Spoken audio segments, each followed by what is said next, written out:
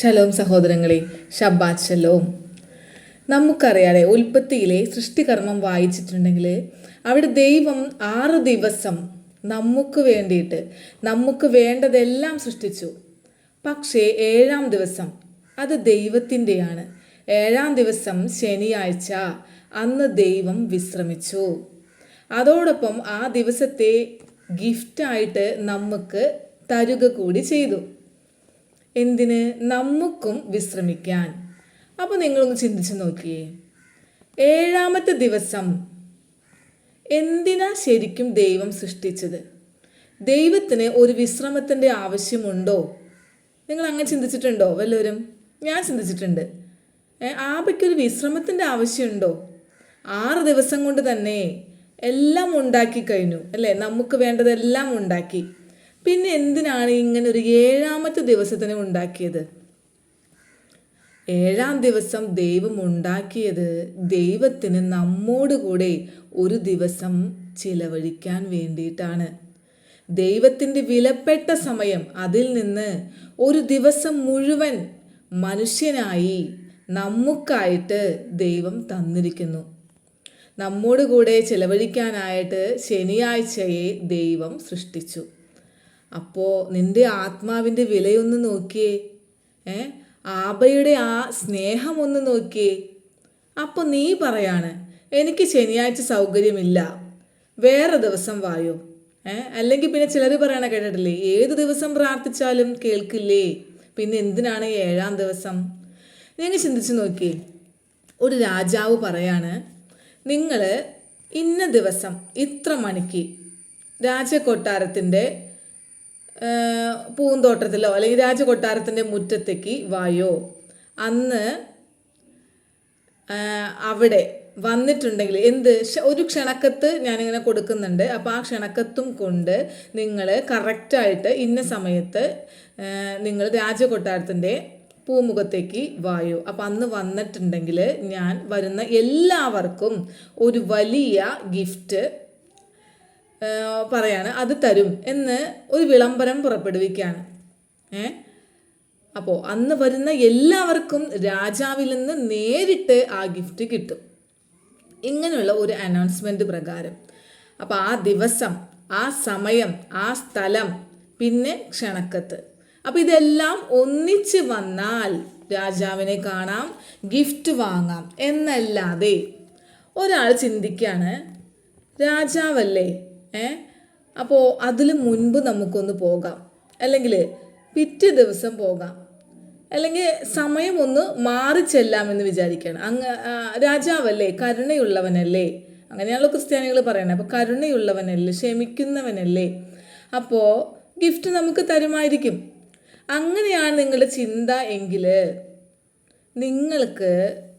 നിങ്ങൾ വിചാരിക്കുന്ന ഒരു ദിവസം ഒരു സമയത്ത് പോയാൽ രാജാവിനെ കാണാൻ പറ്റുമോ? ഇല്ലല്ലോ. ഇപ്പോൾ നമ്മളുടെ ഈ കാലത്ത് തന്നെ നമ്മൾക്ക് വിചാരിക്കുകയാണ്, ഒരു മന്ത്രി ഇന്ന സമയത്ത് ഇന്ന സ്ഥലത്ത് വരും, അപ്പോൾ അവിടെ വെച്ചിട്ട് ഇങ്ങനെ പാരിതോഷികം കൊടുക്കുന്നുണ്ട് എന്ന് പറയാമെന്ന് വിചാരിക്കും. അപ്പോൾ ആ ദിവസം ആ സമയത്ത് ചെന്നാലേ അത് കിട്ടുള്ളൂ. അല്ലെങ്കിൽ മന്ത്രിയുടെ പാടും നോക്കി പോകൂലേ. നിങ്ങൾക്ക് രാജാവും ഈ മന്ത്രിയൊക്കെ എന്ത് തിരക്കുള്ളവരല്ലേ. പറഞ്ഞ സമയത്ത് രാജാവ് കറക്റ്റായിട്ട് വരും, ആ വാക്ക് പാലിക്കും എന്നല്ലാതെ നിൻ്റെ സമയത്ത് വരുമോ? അല്ലേ? ചിലപ്പോൾ ചിലർ ഓടിച്ചെല്ലും, ക്ഷണക്കത്ത് കാണില്ല. അപ്പോൾ ഭടന്മാരെന്ത് പറയും? കയറ്റി വിടില്ല അല്ലേ, ക്ഷണക്കത്തില്ലാണ്ട് അകത്തേക്ക് കയറ്റാൻ പറ്റില്ല എന്ന് പറയും അല്ലേ. അപ്പോൾ രാജാവ് പറഞ്ഞത് മുഴുവൻ അനുസരിച്ചാലേ രാജാവിനെ കാണാനും ഗിഫ്റ്റ് വാങ്ങിക്കാനും സാധിക്കുള്ളൂ അല്ലേ. ഇതൊരു മനുഷ്യൻ്റെ കാര്യം അല്ലേ. രാജാവും മന്ത്രിയൊക്കെ എത്രയോ താഴെ. അപ്പോൾ സത്യം മാത്രമായ ദൈവത്തിൻ്റെ കാര്യത്തിലോ അതിനാൽ ദൈവം തന്നിരിക്കുന്ന ദിവസം, ആവ നമ്മുടെ കൂടെ ഫുഡ് കഴിക്കാൻ വരുന്ന ദിവസം, നമ്മുടെ കൂടെ ചിലവഴിക്കാൻ ആവ ആഗ്രഹിക്കുന്ന ദിവസം, അതിന് മാറ്റമില്ല. ദൈവം കരുണാമയനല്ലേ, അതുകൊണ്ട് എല്ലാം ക്ഷമിച്ചോളൂ എന്ന് പറഞ്ഞിട്ട് കർത്താവിൻ്റെ തലയിൽ കയറിയിരുന്ന് നരങ്ങാന്ന് വിചാരിച്ചിട്ടുള്ളവരെ ഒന്ന് ഓർത്തോ, അവിടുന്ന് ഗർജിക്കുന്ന സിംഹമാണ്. തന്നെ അനുസരിക്കാത്തവർക്ക് തക്കതായ ശിക്ഷ കൊടുക്കുന്ന ന്യായാധിപനാണ്. നിങ്ങൾ തൊട് സുഖപ്പെടുത്ത് എന്നൊക്കെ പറയുമ്പോൾ വിഗ്രഹത്തിൽ കയറിയിരുന്ന് അതെല്ലാം ചെയ്തു തരുന്ന സാത്താനെ പോലെ ഒരു മണകോണാഞ്ചനല്ല. അതിനാൽ ദൈവഭയമുള്ളവരെ, ശബത്ത് ശനിയാഴ്ചയാണ്, ഞായറാഴ്ച അല്ല. അപ്പം അത് മറന്നു പോകാൻ സാധ്യതയുള്ളത് കൊണ്ടാണ് ഓർത്ത് നിങ്ങൾ ആചരിക്കണമെന്ന കർത്താവ് പറഞ്ഞത് അല്ലേ. അപ്പം അതിനാൽ ശബത്ത് മറക്കാതെ ഓർത്ത് ആചരിക്കുന്ന, വിശുദ്ധമായി ആചരിക്കുന്ന എൻ്റെ എല്ലാ കൂട്ടു സഹോദരങ്ങൾക്കും ശബാത്ത് ശലോം. എല്ലാവരുടെയും ആത്മാവ് ദൈവകൃപയാൽ സൗഖ്യമാക്കി സൗഖ്യമായിരിക്കുന്നു എന്ന് ഞാൻ വിശ്വസിക്കട്ടെ.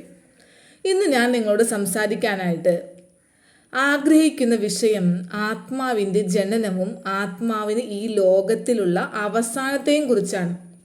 പക്ഷെ അതിലേക്ക് വരുന്നതിന് മുൻപായിട്ട് മത്തായി 7:7 അന്വേഷിക്കുവിൻ നിങ്ങൾ കണ്ടെത്തും, മുട്ടുവിൻ നിങ്ങൾക്ക് തുറന്നു കിട്ടും, ചോദിക്കുവിൻ നിങ്ങൾക്ക് ലഭിക്കും. ഈ വാക്യം ഇതിന് താഴെ പറയാണ്, അന്വേഷിക്കുന്നവൻ കണ്ടെത്തുന്നു, മുട്ടുന്നവന് തുറന്നു കിട്ടുന്നു, ചോദിക്കുന്നവന് ലഭിക്കുകയും ചെയ്യുന്നു. അപ്പം ഈ വചനം വെച്ച് നിങ്ങളൊന്ന് ഓർത്തു നോക്കി. നിങ്ങൾ ദൈവത്തോട് ചോദിക്കുന്നതൊക്കെയും നിങ്ങൾക്ക് കിട്ടിയിട്ടുണ്ടോ? നിങ്ങൾ ചിന്തിച്ചു നോക്കി. അപ്പം നിങ്ങൾ പറയേ എല്ലാം ഇല്ല എന്നായിരിക്കും നിങ്ങളുടെ ഉത്തരം അല്ലേ. അപ്പോൾ ഒരു ചോദ്യം ചോദിക്കട്ടെ, എന്താ അപ്പോൾ കിട്ടാതിരുന്നേ നിങ്ങൾക്ക്? നിങ്ങൾ ചോദിച്ചതും അന്വേഷിച്ചതും മുട്ടിയതും എല്ലാം നിങ്ങൾക്ക് ശരിക്കും അർഹതപ്പെട്ടതായിരുന്നോ? നിങ്ങൾ ചിന്തിക്കുക. ചിലപ്പോൾ ആയിരുന്നിട്ടുണ്ടാവില്ല അല്ലേ. അപ്പം നിങ്ങൾ ഈ വചനം കേട്ട് കഴിഞ്ഞാൽ നിങ്ങൾ പെട്ടെന്ന് എന്തായിരിക്കും ചിന്തിക്കുക? മുട്ടും തുറക്കപ്പെടും, അന്വേഷിപ്പും കണ്ടെത്തും, ചോദിക്കും ലഭിക്കും എന്നൊക്കെ പറയുമ്പോൾ നിങ്ങൾക്ക് പെട്ടെന്ന് എന്തായിരിക്കും വരിക? അനുഗ്രഹങ്ങളെ പറ്റിയായിരിക്കും ഈ വാക്യം പറഞ്ഞിട്ടുണ്ടാവുക എന്നാണല്ലേ. എന്നായി നിങ്ങൾ ചിന്തിക്കേ. എന്നാൽ മത്തായി 7:6 ഇതിൽ മുൻപുള്ള വാചകം, വിശുദ്ധമായത് നായ്ക്കൾക്ക് കൊടുക്കരുത്, നിങ്ങളുടെ മുത്തുകളെ പന്നികളുടെ മുൻപിൽ ഇട്ട് കൊടുക്കരുത്, കാരണം പന്നികൾ അവയെ കാലുകൊണ്ട് ചവിട്ടുകയും തിരിഞ്ഞ് നിങ്ങളെ ചീന്തിക്കളയുകയും ചെയ്യും. അപ്പം ഈ പറയുന്നത് വചനത്തിൽ കിട്ടുന്ന നിധിയെ പറ്റിയാണ്, വചനത്തിൽ നിന്ന് കിട്ടുന്ന മുത്തുകളെ പറ്റിയാണ്. അപ്പോൾ ഇത് ഉള്ളവർക്കുള്ളതാണ്. അല്ലാത്തവരോട് പറഞ്ഞാൽ ഒരു പക്ഷേ അതിന് പുല്ലുവില കൽപ്പിക്കും. അപ്പം ഇത് പറഞ്ഞിട്ടാണ് നേരത്തെ ആ വചനം അവിടെ താഴെ എഴുതിയിരിക്കുന്നത്. അപ്പോൾ നിങ്ങൾ ചിന്തിക്കുക, എന്താണ് നിങ്ങൾ അന്വേഷിക്കേണ്ടത്? എന്താണ് നിങ്ങൾ മുട്ടേണ്ടത്? എവിടെ പോയിട്ട് മുട്ടണം? എന്താണ് നിങ്ങൾ ചോദിക്കേണ്ടത്? ദൈവം ഉദ്ദേശിച്ചത് ബാഹ്യമായ അനുഗ്രഹമല്ല, ആന്തരിക അർത്ഥമാണ് ഇവിടെ കൊടുത്തിരിക്കുന്നത്. നിങ്ങൾ അന്വേഷിക്കേണ്ടത് ദൈവത്തെയാണ്. ആർത്തിയോടെ യഥാർത്ഥ ദൈവത്തെ അന്വേഷിക്കുന്ന ഒരു ദൈവ പൈതലിന് തീർച്ചയായിട്ടും ദൈവത്തെ വെളിപ്പെടുത്തുക തന്നെ ചെയ്യും. യഥാർത്ഥ ദൈവത്തെ കാണിച്ചു തരും. അതിനുള്ള എക്സാമ്പിളുകളാണ് ഞങ്ങളെല്ലാവരും. അപ്പം അതിനാലാണ് സങ്കീർത്തനം 53:2 സങ്കീർത്തനം 14:2 പറയുന്നുണ്ട്, ദൈവത്തെ അന്വേഷിക്കുന്ന ബുദ്ധിമാനുണ്ടോ എന്ന് മനുഷ്യപുത്രന്മാരെ വീക്ഷിക്കുന്നു എന്ന്. അപ്പോൾ നാം എന്തന്വേഷിക്കേണ്ട? യഥാർത്ഥ ദൈവം ആരാണ്? നിന്നെ സൃഷ്ടിച്ച സൃഷ്ടാവ് ആരാണ്? ഈ ലോകത്ത് ഇസ്രായേൽ ഒഴികെ എല്ലാവരും ആരാധിക്കുന്നത്, ദൈവമായിട്ട് കാണുന്നത് എല്ലാം ഏതെങ്കിലും ഒരു രൂപത്തെ ആയിരിക്കും, അല്ലെങ്കിൽ ഒരു പ്രതിമയായിരിക്കും അല്ലേ. അതിപ്പോൾ എത്ര വിദ്യാഭ്യാസമുള്ളവരായാലും, ജ്ഞാനികളായാലും, പുരോഹിതന്മാരായാലും ഒക്കെ കണക്ക് ഒന്ന് തന്നെ. രാവിലെ എഴുന്നേറ്റാൽ കൈയും കൂപ്പി നിൽക്കും. തന്നേക്കാൾ കഴിവ് കുറഞ്ഞ എന്നല്ല, കഴിവ് ഒട്ടുമില്ലാത്ത ഒരു മൺപ്രതിമയുടെ മുൻപിൽ ചലിക്കാനോ കഴിക്കാനോ ശ്വസിക്കാനോ മൂവ് ചെയ്യാനോ എന്ന് വേണ്ട ഒന്നും പറ്റാത്ത അതിൻ്റെ മുമ്പിൽ നിൽക്കുന്ന എല്ലാവർക്കും അറിയാം അത് മണ്ണാണ്, കല്ലാണ് എന്നൊക്കെ അറിയാം. പക്ഷേ അതിൽ ദൈവമുണ്ട് എന്ന് വിശ്വസിക്കുന്നു. അപ്പം മനുഷ്യൻ എത്ര അധപ്പതിച്ചെന്ന് നോക്കിയേ നിങ്ങൾ. ജീവനുള്ള ഒരു ദൈവം നിനക്കുണ്ടായിരിക്കെ, നിന്നെ സൃഷ്ടിച്ച് നിനക്ക് വേണ്ടതെല്ലാം തന്ന് നിന്നെ വഴി നടത്തുന്ന സർവശക്തനായ ദൈവം നിനക്കുണ്ടായിരിക്കെ, നീ പോയി കല്ലിനെ അപ്പാ അപ്പാ എന്ന് വിളിക്കുന്നു. അതുകൊണ്ടാണ് നേരത്തെ വചനത്തിൽ പറഞ്ഞേ, അന്വേഷിക്കുന്നവനെ കണ്ടെത്താനാകൂ. അല്ലാത്തവൻ കല്ലിനെയും മണ്ണിനെയും ഒക്കെ അപ്പാ അപ്പാ അപ്പാ എന്ന് വിളിച്ചുകൊണ്ട് കരഞ്ഞുകൊണ്ട് നടക്കും. ഇനി നിങ്ങൾ മുട്ടേണ്ടത് എവിടെയാണ്? എന്തിനാണ് നിങ്ങൾ മുട്ടേണ്ടത്? കല്ലിനോടും മണ്ണിനോടും ചെന്ന് മുട്ടിയാൽ എന്ത് കാര്യമുണ്ട്? അതിന് നിങ്ങളെ സഹായിക്കാൻ പറ്റില്ല, അതിന് തന്നെ ഒന്നും ചെയ്യാൻ പറ്റുന്നില്ല അല്ലേ. പക്ഷേ അപ്പം നിങ്ങൾ ചിന്തിക്കും, അങ്ങനെ ഞങ്ങൾ പ്രാർത്ഥിച്ചിട്ടും ആ കല്ലിനോടും മണ്ണിനോടും ചെന്ന് പറഞ്ഞിട്ടും ചിലപ്പോഴൊക്കെ ഞങ്ങളുടെ കാര്യം നടക്കുന്നുണ്ടല്ലോ, അതെന്താ? അതാരാ? ഏ ഇതൊക്കെ ഞാൻ നിങ്ങളോട് പല പ്രാവശ്യം പറഞ്ഞിട്ടുള്ളത്. ലോകം മുഴുവൻ ഊടാടിക്കൊണ്ടിരിക്കുന്ന സാത്താന് എന്ത് പേരിട്ട് വിളിച്ചാലും, എന്തിനെ വിളിച്ചാലും എല്ലാം കേൾക്കുകയും ചെയ്യും, നടത്തി കൊടുക്കുകയും ചെയ്യും. യഥാർത്ഥ ദൈവത്തെ വിളിക്കാതെ വേറെ എന്തിനെങ്കിലും ദൈവമെന്ന് വിചാരിച്ച് വിളിച്ചാലും അതെല്ലാം സാത്താൻ കേൾക്കും. അവൻ അത് നടത്തിത്തരും. ആ കല്ലിലുള്ള, ആ മണ്ണിലുള്ള, ആ രൂപത്തിലുള്ള നിന്റെ വിശ്വാസത്തെ ഉറപ്പിക്കാൻ വേണ്ടിയുള്ള അവൻ്റെ വഞ്ചനയാണത്. അപ്പോൾ ഞാൻ പറഞ്ഞു വന്നത്, നിങ്ങൾ മുട്ടേണ്ടത് ദൈവരാജ്യം അറിയാനായിരിക്കണം, യഥാർത്ഥ ദൈവത്തെ അറിയാനായിരിക്കണം. അപ്പോൾ നിങ്ങൾക്ക് തുറന്നു കിട്ടും. ഇനി നെക്സ്റ്റ്, നിങ്ങൾ ദൈവത്തെ അന്വേഷിച്ച് കണ്ടെത്തി, ദൈവരാജ്യം അറിയാൻ വേണ്ടി മുട്ടി. ഇനി നിങ്ങൾ എന്താണ് ചോദിക്കേണ്ടത്? ദൈവകാര്യങ്ങളായിരിക്കണം, അല്ലാതെ നിങ്ങളുടെ ലൗകിക കാര്യങ്ങളായിരിക്കരുത്. ദൈവകാര്യങ്ങള്, വചനങ്ങള്, ബൈബിളിലെ നിധികള്, അല്ലെങ്കിൽ നമുക്ക് ബൈബിൾ വായിച്ചിട്ട് മനസ്സിലാക്കാത്ത സാധനം, ഇതൊക്കെ ആയിരിക്കണം ചോദിക്കേണ്ടത്. അപ്പോൾ തീർച്ചയായിട്ടും നിങ്ങൾക്കത് ലഭിക്കും. അപ്പോൾ നിങ്ങൾ ചിന്തിക്കും, എപ്പോഴും ആത്മീയത മാത്രമാണോ? വചനം കളത്തിലിട്ട് വെച്ചാൽ ചോറാകുമോ? ഞങ്ങൾക്ക് വിശക്കില്ലേ? മറ്റു കാര്യങ്ങൾക്കൊക്കെ ഞങ്ങൾക്ക് നടത്തി കിട്ടണ്ടേ? ഇതൊക്കെ ഞങ്ങൾ ചോദിക്കുന്നത് തെറ്റാണോ? ഒരിക്കലുമല്ല, ഇതൊന്നും തെറ്റല്ല. പക്ഷെ നിങ്ങൾ ഒന്നറിയണം, മത്തായി 6:8, നിങ്ങൾക്ക് ആവശ്യമുള്ളത് ഇന്നതെന്ന് നിങ്ങൾ ചിന്തിക്കും മുൻപേ, നിങ്ങൾ യാചിക്കും മുൻപേ ദൈവം അറിയുന്നു. മത്തായി 6:33, ആദ്യം അവിടുത്തെ രാജ്യവും നീതിയും അന്വേഷിപ്പിൻ, അതോടുകൂടെ ഇവയൊക്കെയും നിങ്ങൾക്ക് ലഭിക്കും. മനസ്സിലായോ? അപ്പോൾ നിനക്ക് എന്താണ് വേണ്ടതെന്നും അതെപ്പോ വേണമെന്നും നിന്നെ സൃഷ്ടിച്ച നിന്റെ പിതാവിനറിയാം. നിന്റെ അപ്പൻ അറിയാമേ. അത് ഒന്ന് ദൈവത്തിനായിട്ട് നിന്ന് കൊടുത്താൽ മതി. അത് മാത്രം നിങ്ങൾ ചെയ്താൽ മതി, എല്ലാം അവിടെ നിന്ന് നോക്കിക്കൊള്ളും. പക്ഷേ അപ്പോഴേക്കും നമ്മൾ ഉത്കണ്ഠപ്പെടും, കരയും, എനിക്കെന്താ തരാത്തേ എന്ന് ആകുലതപ്പെടും, ഒക്കെ ചെയ്യും. ദൈവം നോക്കുന്നത് നമ്മുടെ ആത്മാവിനെയാണ്. ഈ അനുഗ്രഹം ഈ സമയത്ത് എൻ്റെ മകന് അല്ലെങ്കിൽ മകൾക്ക് കൊടുത്താൽ അവളുടെ ആത്മാവിനത് നല്ലതായിരിക്കുമോ എന്നാണ് ദൈവം ചിന്തിക്കുക. ദൈവം ആത്മാവായതുകൊണ്ട്, അതുകൊണ്ട് തന്നെ ദൈവത്തിന് നമ്മുടെ ആത്മാവുമായിട്ടാണ് കണക്ട് ചെയ്യാനായിട്ട് പറ്റുള്ളൂ. അപ്പോൾ ആത്മാവിൽ ദൈവത്തോട് സംസാരിക്കാൻ ശ്രമിച്ചാൽ നമുക്ക് എന്തുകൊണ്ടാണ് ആ അനുഗ്രഹം ചോദിച്ച സമയത്ത് ലഭിക്കാത്തേ എന്ന് നമുക്ക് മനസ്സിലാക്കാൻ പറ്റും. The right thing, the right way, the right time എന്നാണ്. അതായത് ശരിയായത്, ശരിയായ വഴിയിൽ ശരിയായ സമയത്ത് ദൈവം നിനക്ക് തരും. അത് പക്ഷെ നിന്റെ ശരീരത്തെയല്ല ദൈവം നോക്കുന്നത്, നിന്റെ ആത്മാവിനെയാണ്. ജാതികളെ പോലെ അതിഭാഷണം ചെയ്യരുതെന്ന കർത്താവ് ബൈബിളിൽ പറയണേ അല്ലേ? ഈ പ്രതിമയുടെ ഒക്കെ മുൻപിൽ ഉറഞ്ഞു തുള്ളി ചെവി കേൾക്കാത്തത് കൊണ്ട് ഉറക്കെ പറഞ്ഞ് പ്രാർത്ഥിക്കുന്നവരാണ് ജാതികൾ അല്ലേ? അപ്പോൾ ഇസ്രായേൽ അല്ലാത്ത, ദൈവത്തിൻ്റെ സ്വന്തം മക്കളല്ലാത്ത ജാതികൾ, അവരെ പോലെ നിങ്ങൾ ആകരുതെന്ന ദൈവം വാണിങ് തരണേ. അപ്പോൾ നിങ്ങൾ ജീവനുള്ള യഥാർത്ഥ ദൈവത്തിൻ്റെ മക്കളാണ് എങ്കിൽ അപ്പനറിയാം നിങ്ങൾക്ക് എന്ത് എപ്പോൾ ആവശ്യമുണ്ടെന്ന്, എപ്പോൾ നിങ്ങൾക്കത് തരണമെന്ന്. പക്ഷേ അവിടെ ഒരു മാനദണ്ഡമുണ്ട്. എന്ത്? നിങ്ങൾ ഇസ്രായേലിൽ പെടണം, ജാതികളാവരുത്. യഥാർത്ഥ ദൈവത്തെ വിളിക്കണം. ഇസ്രായേലിൽ പെടണമെങ്കിൽ ഇസ്രായേൽ ആരാധിക്കുന്ന ദൈവത്തെ ആരാധിക്കണം അല്ലേ? അപ്പോൾ യഥാർത്ഥ ദൈവത്തെ വിളിക്കണം.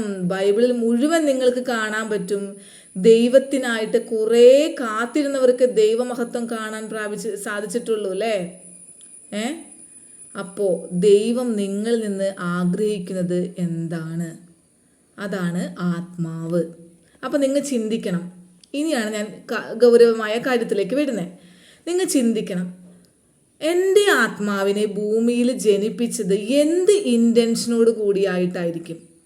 ഇതൊക്കെ നിങ്ങൾ ചിന്തിച്ചിട്ടുണ്ടോ? ബൈബിളിൽ നമ്മൾക്ക് ഓരോ വ്യക്തികളെയും എടുത്തു നോക്കിയാൽ, മോശ എന്ന് വേണ്ട എല്ലാവരെയും, നോഹ, ഓരോരുത്തരെ, ഓരോ നീതിമാന്മാരെയും എടുത്ത് നോക്കിയാൽ പറ്റും, നമുക്ക് കാണാൻ സാധിക്കും അവർക്കൊക്കെ ദൈവസന്നിധിയിൽ ഒരു റോളുണ്ട് ഇല്ലേ? അപ്പം അതുപോലെ ദൈവം നമ്മെ തിരഞ്ഞെടുത്തിട്ടുണ്ട് എങ്കിൽ നമുക്കും ഒരു റോൾ വേണം, ഒരു റോൾ കാണും.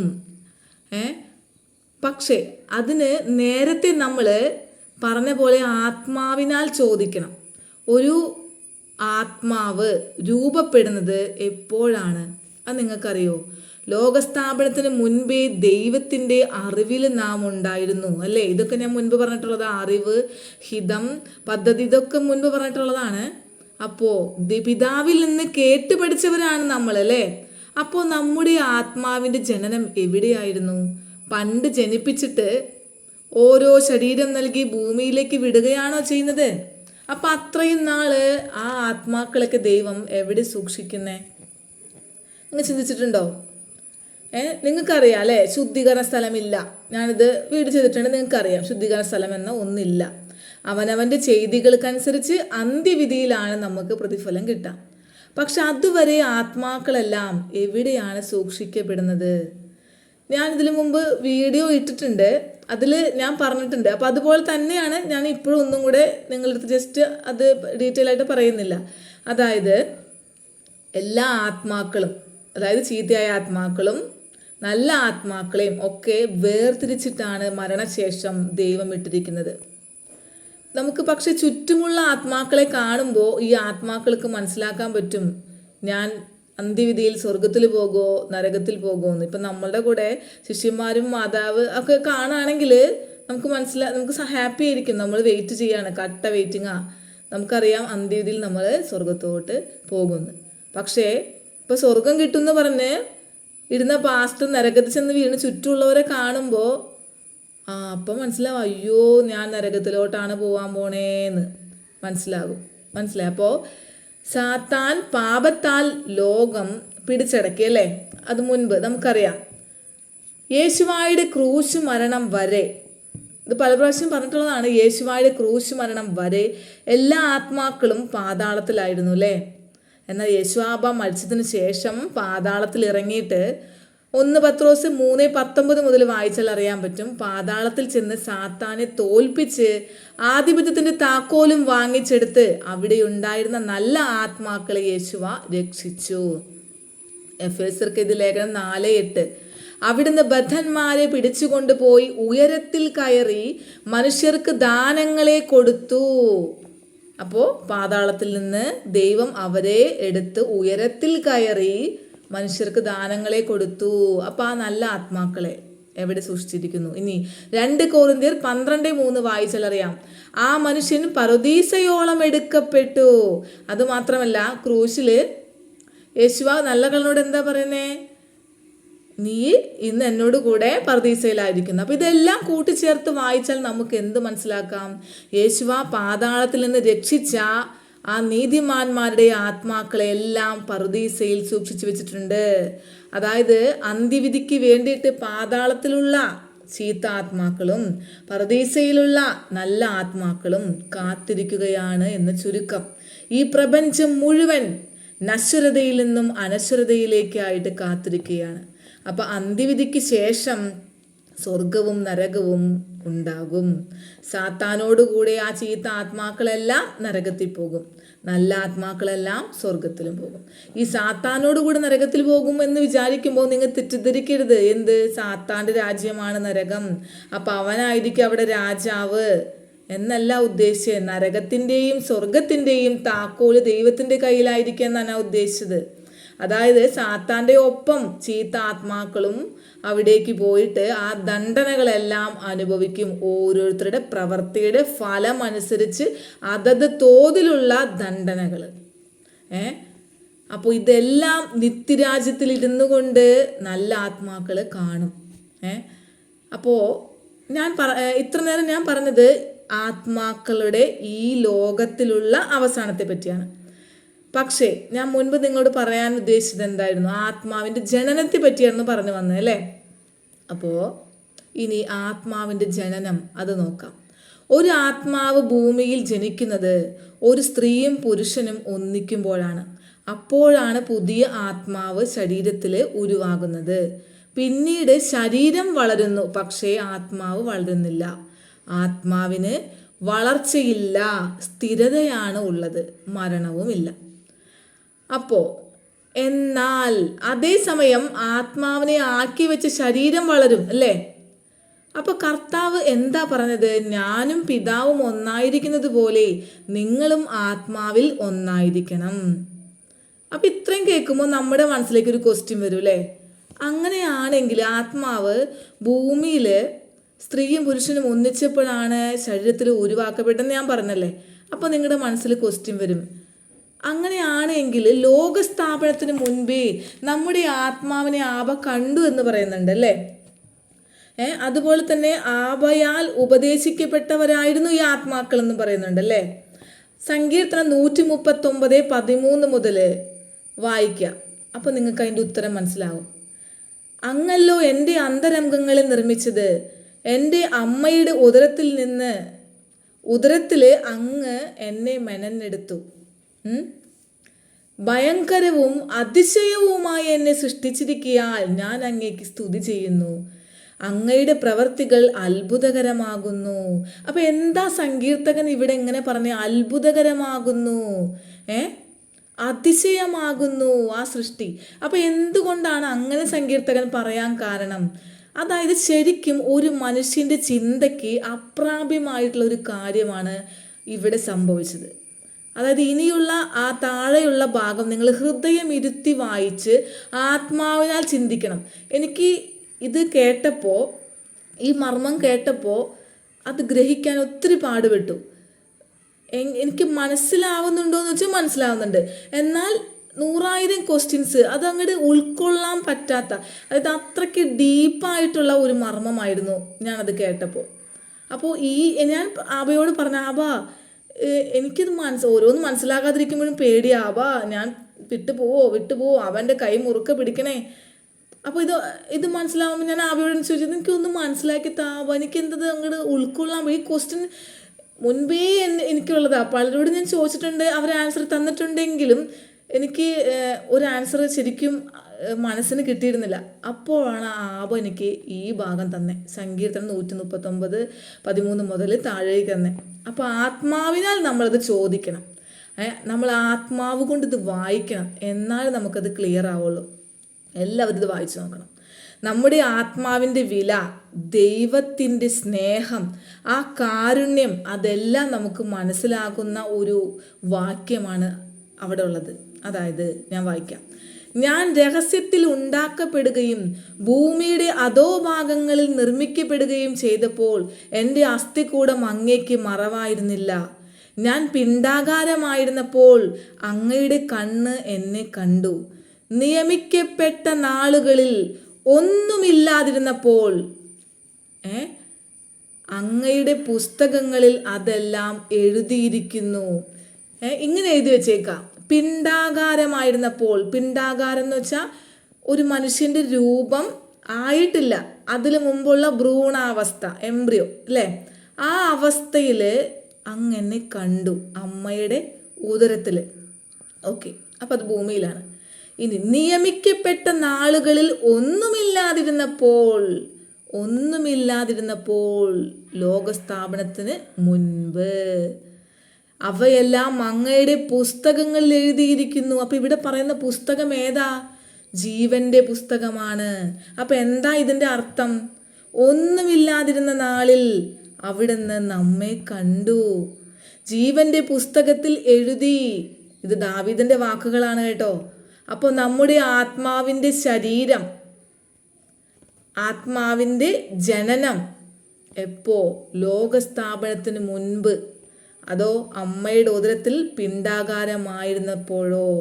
നിങ്ങൾ ചിന്തിക്ക്, ആത്മാവിൽ ദൈവത്തോട് നിങ്ങൾ ചോദിക്ക്. ഒരു മനുഷ്യന്, നിങ്ങൾക്ക് ക്ലിയർ ആയോന്നറിയില്ല, അതായത് ഒരു മനുഷ്യന് ആൻസറാണ് ഞാൻ പറഞ്ഞു തരുന്നത്. ഇതിൽ തന്നെ ആൻസർ ഉണ്ട്, നിങ്ങൾ വായിച്ച് നിങ്ങൾക്ക് മനസ്സിലാകൂല്ലേ എപ്പോഴാണ് നമ്മൾ ശരിക്കും സൃഷ്ടിക്കപ്പെട്ടതെന്ന്. ഭൂമിയിൽ വെച്ചിട്ടല്ല, ലോകസ്ഥാപനത്തിന് മുൻപേ. ഇത് വായിക്കുമ്പോൾ കറക്റ്റായിട്ട് നിങ്ങൾക്ക് ക്ലിയർ ആയിട്ട് മനസ്സിലാവും. അപ്പോൾ ഒരു മനുഷ്യന് ചിന്തിച്ചിട്ടാണ് അത് സൃഷ്ടി നടത്താം അല്ലേ? ഒരു സംവിധായകന്മാരായാലും എന്തായാലും ചിന്തിക്കുന്നു, ആ സൃഷ്ടി നടത്തുന്നു. പക്ഷെ ദൈവത്തിൻ്റെ കാര്യം അങ്ങനെയല്ല. ആബ ചിന്തിച്ചപ്പോഴേ എല്ലാം ഉണ്ടായി. ചിന്തയും സൃഷ്ടിയും ഒരുപോലെ നടന്നു. ആബ അത് കണ്ടു. അപ്പോൾ ദൈവചിന്തയിൽ ജനിച്ചവരാണ് നാം, നമ്മുടെ ആത്മാവ്. അപ്പോൾ നമ്മുടെ ആത്മാവിനെ സാത്താൻ കൊണ്ടുപോകുന്നതും ഒക്കെ ആബ കാണാണ്. അപ്പോൾ ആബ നമ്മെ രക്ഷിക്കാനായിട്ട് ഒരു ട്വിസ്റ്റ് ഇട്ട് ഇസ്രായേൽ ജനതയെ ഹിതമായി കൊണ്ടുവന്ന് യേശുവായ പദ്ധതിയിട്ട് ദൈവം നേരിട്ട് വന്നു. അതുകൊണ്ടാ ദൈവം പറഞ്ഞ, ഞാൻ വന്ന് നീതിമാന്മാരെ രക്ഷിക്കും. മനുഷ്യനായിട്ട് വന്ന് ദൈവത്തിൻ്റെ മകൻ എന്ന നിലയ്ക്ക് ദൈവം തന്നെ വന്ന് നീതിമാന്മാരുടെ ആത്മാക്കളെ രക്ഷിച്ചു. ഇപ്പം നിങ്ങൾക്ക് മനസ്സിലായോ? ഒരു ആത്മാവിൻ്റെ ജനനവും ഈ ലോകത്തിലുള്ള ആത്മാവിൻ്റെ അവസാനവും. ആത്മാവിന് മരണമില്ല, സ്ഥിരതയാണുള്ളത്. അപ്പം നാം ചോദിക്കേണ്ടത് എന്താണ്? എന്നും നിലനിൽക്കുന്ന ആത്മാവിനെ സ്ഥിരപ്പെടുത്താൻ കഴിയണം. അതായിരിക്കണം നമ്മൾ ചോദിക്കേണ്ടേ. അപ്പോൾ നിങ്ങൾക്ക് ലഭിക്കും. ആത്മാവിനെ കുറിച്ചുള്ള കാര്യങ്ങൾ അന്വേഷിക്കണം, അപ്പോൾ നിങ്ങൾ കണ്ടെത്തും. ആത്മാവിന് വേണ്ടിയുള്ള ദൈവകാര്യങ്ങൾ മനസ്സിലാക്കാൻ നിങ്ങൾ മുട്ടണം, അപ്പോൾ നിങ്ങൾക്ക് തുറന്നു കിട്ടും. അപ്പോൾ ഈ കാര്യങ്ങളെല്ലാമാണ് ദൈവത്തിൽ നിന്ന് ലഭിക്കുന്ന അനുഗ്രഹങ്ങൾ, അല്ലാതെ ഭൗതിക കാര്യങ്ങളല്ല. ഒരു ദൈവ പൈതലിൻ്റെ ചിന്ത ഇങ്ങനെ ആയിരിക്കണം എന്നാണ് ഞാൻ പറഞ്ഞു വന്നത്. അല്ലാതെ ലോക മക്കളെ പോലെ എനിക്കത് കിട്ടിയില്ല ഇത് കിട്ടിയില്ല എന്നൊക്കെ പറഞ്ഞ് കരയാനൊന്നും നമുക്കിനി സമയമില്ലെന്നേ. എല്ലാം അവസാനിക്കാറായി. പരമാവധി പോയിന്റ്സ് നമുക്ക് നേടണം. ആത്മാവിന് ഈ ശരീരം വെച്ചിട്ട് ചെയ്യാൻ പറ്റുള്ളൂ. ഈ ശരീരം ഉള്ളിടത്തോളം കാലം മാത്രമേ ആത്മാവിന് പറ്റുള്ളൂ. ഇതൊക്കെ നമ്മുടെ ആത്മാവ് അത് ആബയ്ക്ക് കൊടുക്കണം. നമ്മുടെ ആത്മാവിനോട് ആബ കാണിച്ചിട്ടുള്ള സ്നേഹം നിങ്ങൾ നോക്കിയേ. ഈ വീഡിയോയിലൂടെ നിങ്ങൾക്ക് ഞാൻ വെളിപ്പെടുത്തി കാണാൻ ആഗ്രഹിച്ചത് ആബയ്ക്ക് നമ്മളുടെ ആത്മാവിനോടുള്ള സ്നേഹമാണ്. അപ്പോൾ അതിന് പകരം നമ്മൾ എന്താ ചെയ്യണ്ടേ? നമ്മുടെ ആത്മാവിനെ ആബയ്ക്ക് കൊടുക്കണം. നമ്മുടെ ആത്മാവ് ആബ അവസാനത്തുള്ളി രക്തം വരെ ഊറ്റിക്കൊടുത്തിട്ട് വാങ്ങിച്ചതാണ്. അത് നിങ്ങൾക്ക് ഓരോരുത്തർക്കും ഓർമ്മ വേണം മക്കളെ. അപ്പോൾ നിങ്ങൾ പ്രാർത്ഥിക്കണം, എൻ്റെ രൂപം പ്രാപിക്കാത്ത ആ ഭ്രൂണത്തെ അങ്ങയുടെ കണ്ണുകൾ കണ്ടു അല്ലേ ആബാ? അതുക്ക് മുന്നാടി, അതിൽ മുൻപേ, ലോകസ്ഥാപനത്തിന് മുൻപേ ആബ നമ്മുടെ ആത്മാവിനെ കണ്ടു. അപ്പോൾ ആ ഒരു നന്ദി ദൈവമക്കളായ നമുക്ക് ഉണ്ടാവണം. അതാണ് ഞാൻ നിങ്ങൾക്ക് ഈ വീഡിയോയിലൂടെ പറഞ്ഞു തന്ന സന്ദേശം. ഞാൻ നിർത്താണ്. ഇന്ന് ഞാൻ പഠിപ്പിക്കാൻ പോകുന്നത് ഭ്രൂണം, അതായത് രൂപം പ്രാപിക്കാത്ത ആ മനുഷ്യജീവൻ്റെ ആ അവസ്ഥ, ഭ്രൂണം. ഗൊലേം എന്നാ പറയുക, സ്പെല്ലിങ് GOHLEM. അപ്പോൾ രൂപം, പൂർണ്ണ രൂപം, അതായത് പൂർണ്ണമായിട്ട് രൂപം പ്രാപിക്കാത്ത ഭ്രൂണത്തിനെയാണ് ഞാൻ പറഞ്ഞത് ഗൊലേം. അപ്പോൾ ഞാൻ നിർത്താണ്. ഇതുവരെ എന്നെ കേട്ട എല്ലാവർക്കും തോദ റബ്ബ, ശബാത് ശലോം, തോദ.